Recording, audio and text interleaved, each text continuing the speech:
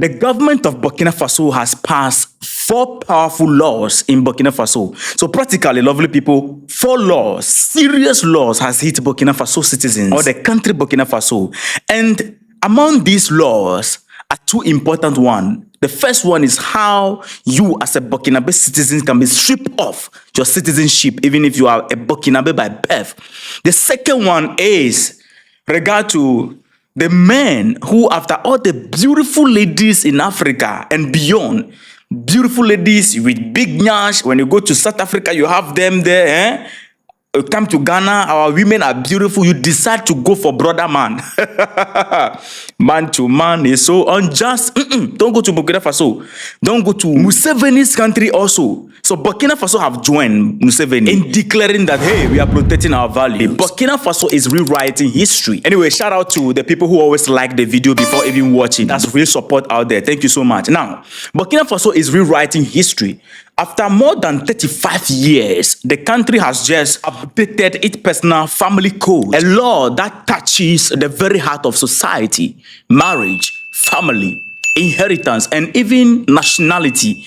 This reform passed by the Transitional Legislative Assembly on September 1st, 2025 is what we can say one of the boldest legal changes in Africa today. Let's break it down into pieces by pieces. You understand? What does this law mean? What is it for Burkinabe people? How will it affect marriages, families, and even foreign nationals?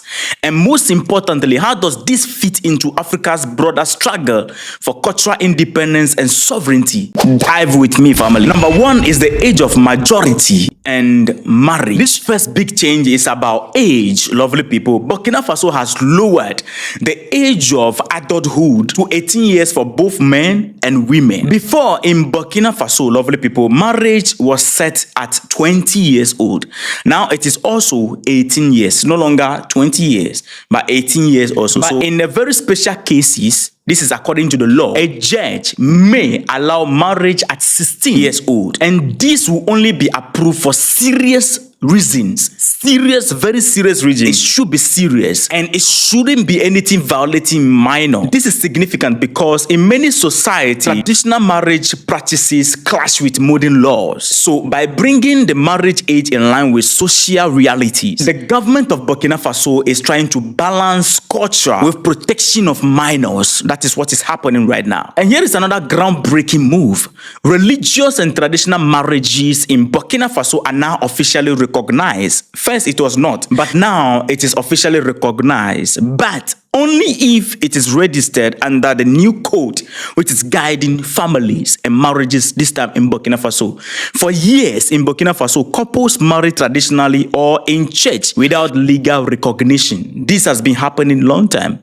And this leave women and children vulnerable if disputes arose. You understand how Africa works. A woman can get married to a man and all of a sudden, like naturally, the man will die, leaving properties behind, and then the family of the man, the aunties, the sister, they will come and chase the woman out of the house, chase the children, sometimes out. Sometimes they lay blame on the woman that the woman killed the man. It's only in Africa that when a man and a woman get married and then the man die in the process, the woman killed the man.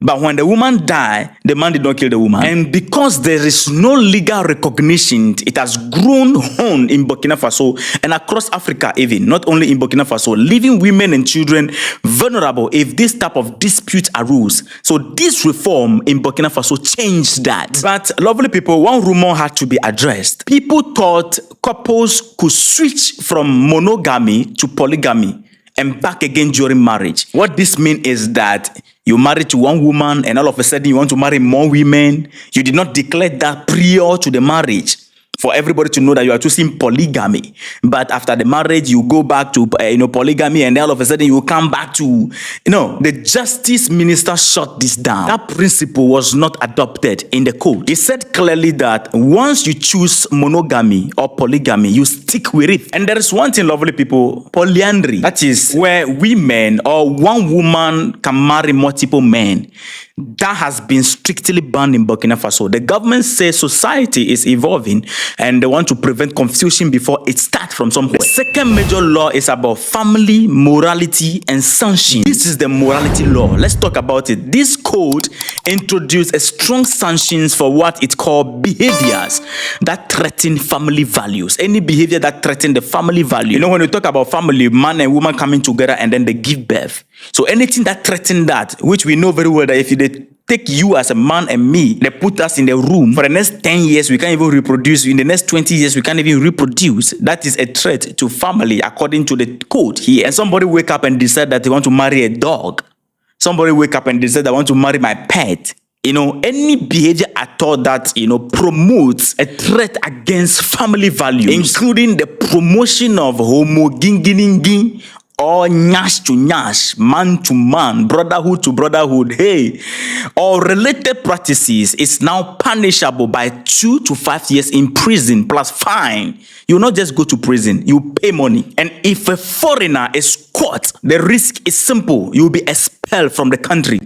Cleansing of the land. These people say it's controversial, lovely people, but when you look at it as an African, a Pan-African, this is not controversial. This actually reflects Burkina Faso's instances on shaping its society by its own value, not imported ones. Whether people disagree or not, it shows a government taking a firm stand on defining its cultural identity. And this is where I say I'm going to hit the president of Ghana and co. very hard. They deceive us. The issue of man to man, woman to woman in this country, according to them, it will never happen under their watch. They pass a bill and ban that thing out of the country. Then we know that we protect our family value. Every country across the world that they are not able to implement anything in regards to this, they are showing one thing: indecisiveness and cowardliness. Yes. We are Africans here. If you are a president, you say, no, you don't want to allow that to happen, then pass a law. Let there be law to govern it. Now, there's something interesting that also happened in Burkina Faso in regards to this law.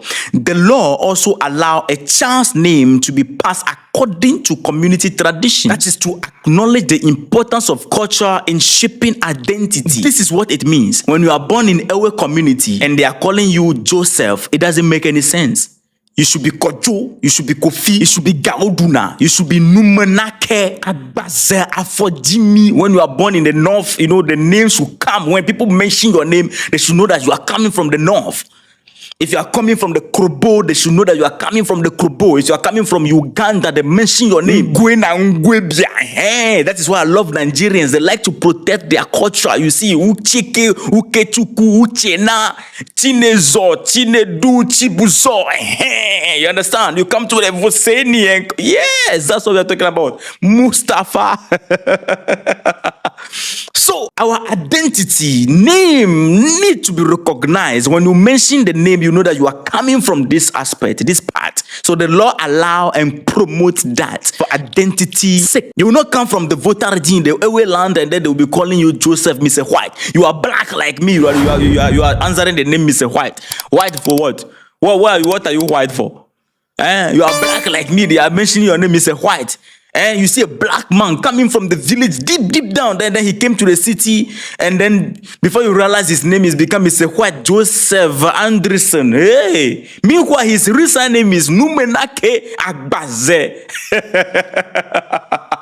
Lovely people, don't take me too serious this evening. Now, so this is to acknowledge the importance of culture in shaping identity. Now, the third one is nationality. I can say that perhaps the new rules on nationality is the most powerful part of this reform in Burkina Faso. Before, if you marry a Burkinabe, automatically you could acquire nationality, Burkinabe nationality. You become a nationality, you become a Burkinabe through marriage. That loophole is gone. Why? Because too many fake marriages were happening in Burkina Faso. Foreigners come into the country, marrying locals just to get citizenship and then abandoning the marriage. It's happening like our brothers who are chasing green card abroad. The same thing is happening in Burkina Faso. So now the government say, here are the new conditions. If you live in Burkina Faso and you are married to a Burkinabe, you must wait for 5 years before applying for nationality. And meanwhile, I was here planning that I'll go to Burkina Faso and I'll find some babe in some corner there, and then I'll be anyway, still, whether nationality or approval, we are Burkinabes. Are you not? If you are Burkinabe, put it in the comment section now. Now, another hit is that if you live abroad, you must wait 7 years before applying for nationality. That is, if you are married to a Burkinabe woman or man or whatever it is. For others seeking nationality where you are not married, you must live in Burkina Faso for 10 years under permanent resident or residence. Is that the right English? Yes. And even if you succeed after the 10 years, some jobs in the public sector remain closed to naturalized citizens. Why is it so? The Minister of Justice explained it bluntly that nationality is not just a paper. It is the attachment to a homeland for which one must be prepared to die for. It makes sense, right? This is a message not only for Burkinabe citizens, but for all Africans. Citizenship must mean loyalty and responsibility, not just access to benefit. That is why we are having a lot of betrayal to the nation in Ghana like this. People can sit on TV because they don't have love for their nation. They defend parties instead of defending the nation. Let's move forward. It doesn't stop there, lovely people. The code also allows stripping nationality from even Burkinabe by birth who commit treason or an act, or let me say act against the nation's security. If you betray the homeland, you lose your place in it. The minister explained and compared the nation to a family, that if you become a stranger to that family, the family must act to protect itself. This is not common in Africa, but this mirrors some laws in some Western countries and Asia countries where betrayal of the state come with the highest penalty, even a loss of citizenship. We need to bring that into Ghana because we are seeing so many citizens betraying the country. You see a politician destroying your country, you sit on TV to defend him. We don't have love for this nation, Ghana. Let's move forward. The fourth one is inheritance and social protection. Talking about the inheritance and family protection. Yeah, family protection. Yeah, social protection, family protection. I think it's the same, right? It's the same, yeah. Under the old law, parents who invested everything into raising their children could sometimes be left with nothing after those children die in the process, die young, okay? So the new law guarantees parents, children, and surviving spouses a share of inheritance, even if there was a legal separation between them. This is about fairness and social balance. In the aspect of the surviving spouses, let me say it here. You know, some men, they love that thing.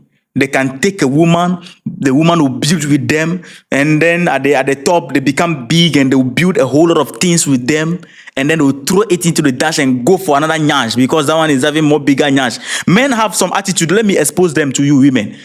If you are with a broke man or a man who doesn't have money, let me tell you the truth, and you are struggling with this woman that tomorrow can be better, it's not a bad thing you are doing. But the truth is that my gender, we the men, we never know you are ugly until money enter our pocket.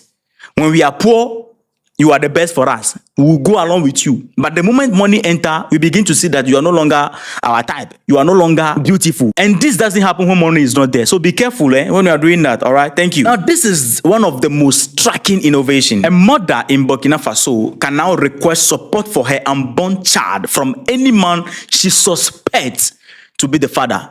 She said, you are the suspect. The moment she suspects that you are the father, starting from conception. Why is this so? Because too many women are abandoned during pregnancy without resources. So the judges will now have the power to order any man that the woman point out that, hey, you are the one who entered that place. The judge have the power to order you to maintain the pregnancy in advance. If you want a DNA proof, until DNA proof who the real father is, or you are not the real father, or you are the real father, you are responsible so long as the woman points to you. But the only problem I have in this angle is that somebody like me, I don't trust DNA machine or DNA test or whatever they do it, because these things fail sometimes. Africans, when it fails, we don't cross-check again. We just let it go like that. It's destroying a lot of homes, honestly speaking, the failure of this DNA thing. But well, this is an attempt to protect vulnerable mothers and children in society where paternity disputes is now become common. So lovely people, this reform is not just about Burkina Faso. It raises bigger questions for Africa as a whole. Across the continent, the colonial laws have dominated the family and personal codes, and they often ignore African realities, traditions, and values. Burkina Faso is taking a step towards breaking that legacy by recognizing traditional marriages, redefining nationality, and reinforcing loyalty to the nation. That part is much more important important for me. So this is not just a reform, it's a statement. This is telling us that Africa must govern itself by African standard. This also sends a strong message to foreign powers, because too often African nationality has been treated cheaply, exploited by outsiders who want easy access to resources, opportunities, or political influence. With this law in Burkina Faso is saying citizenship is sacred, not for sale. And the inheritance reform reminds us of something Pan-Africanism has always taught us. Family is the first institution of society. When the family is protected, the nation is stronger. So Burkina Faso's new personal and family code is more than a law. It is a cultural shield, a social contract, and a declaration of sovereignty. It protects the families, strengthens nationality, and ties citizens closer to their homeland. But like we always do, what do you think? Is this a bold step towards African sovereignty, or too restrictive in certain areas? Drop your thoughts in the comment section, lovely people.